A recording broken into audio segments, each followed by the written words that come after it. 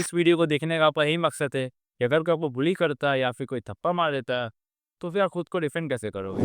कुछ लोग तो बस ये बोलते हैं कि भाई मुझे किसी को मारना नहीं है, मुझे तो बस ब्लॉक करना है।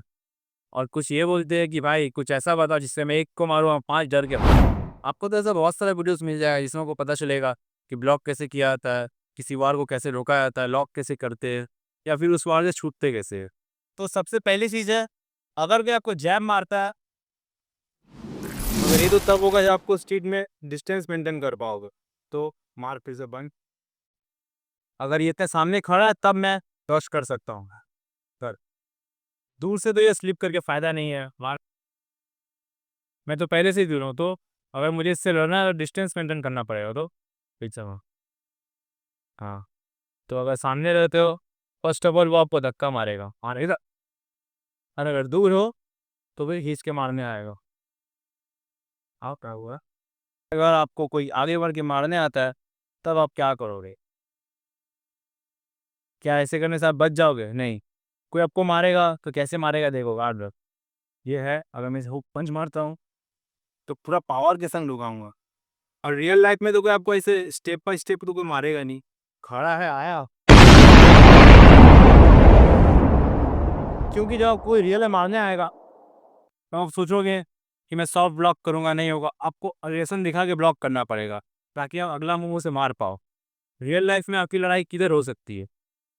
या तो स्कूल में, या फिर रोड में, या फिर कोई आपको फाइट चैलेंज करता है।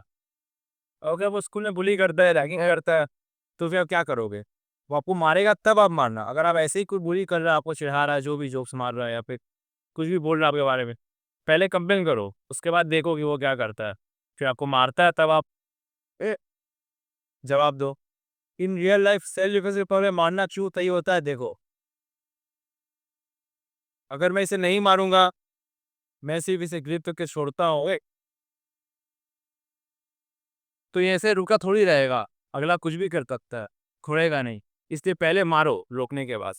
रोड फाइट में एक बात याद रखना, और अगर कोई मारता है, सिर्फ रोक के मारना, उससे लड़ना, वो सब ठीक नहीं है। आप उसे ऐसा रोको कि उसका ऐसा पॉइंट में चोट लगे कि वो अगला वारी ना मार पाए। इसके लिए आप क्या कर सकते हो? पहला मार, या तो उसके नोज में मार सकते हो, या फिर वो जिस चीज से मार रहा है उसी को ही मार सकते हो।